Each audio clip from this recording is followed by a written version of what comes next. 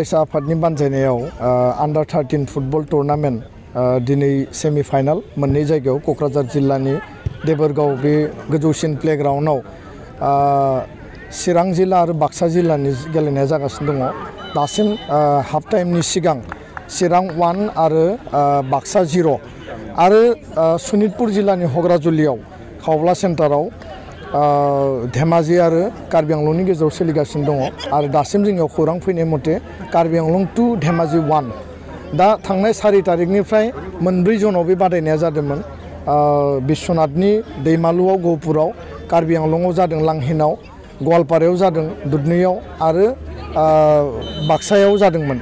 मोनब्रै जनाव जानानै 16टा जिल्लाया बाहागो लानायनि उनाव जोङो मोनब्रै टीम सेमि फाइनालनि थाखाय मोननो हाबाय आरो दिनै सेमि फाइनाला गेलेखांनायनि उनाव मोननै टीम जों मोनगोन। बेनि उनाव उदालगुरिनि नलबारि टाउन खाथियाव थानाय बेयाव फाइनाल गेमा 9 तारिखआव 9 अक्ट'आव जागोन। आं गिबियावनो साफ्रोमबो रायजो राजा नायगिरि बिथांमोनखौ आङो बेयाव बाहागो लानो खावलायबाय, थुलुंगा होनो खावलायबाय।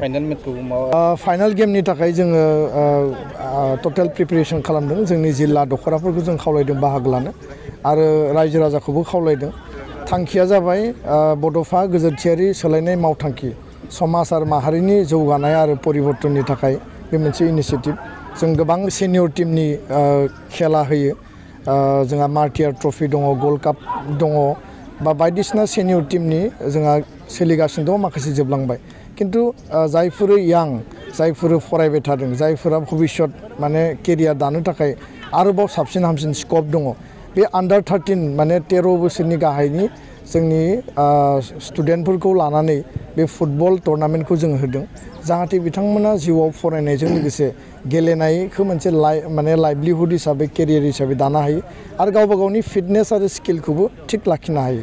दा बेखायनो समाज आरो हारियाव बे मोनसे परिबर्तन फैदों आरो फुटबलनि बिथिङाव यांस्टारफोरनि गेजेराव मोनसे माने जोबोद एट्राकसन फैदों। मिजिंथिदों बे जोंनि इनिशिएटिभआ मोगथाङाव जाफुंसारगोन आरो बिथांमोनखौ स्टेट लेभेलाव, नेसनेल लेभेलाव गेलेहोनो हायो नामा, बिनि थाखाय जोङो अफिसियेल लेभेलावबो जथेस्थ' जोङो रायलायदों आरो माखासे जोंनि अपिनियन आरो एडभाइजारफ्रा जोंनो फोरमायदों बे फुटबल बिथिङाव जे बिथांमोननि केरियार दानो हानाय गोबां स्कप दङ होननानै। दा बेखायनो दिनैनि गेलेनाया खोब मोजां। बाक्सा आरो चिराङा जोबोद माने टाफ माने कन्टेस्ट खालामदों आरो बेबायदि बैसोआव जे इसेबां मोनसे टेलेन्ट आरो स्किल बाहायनानै गेलेदों बियो जोबोद बाख्नायथाव।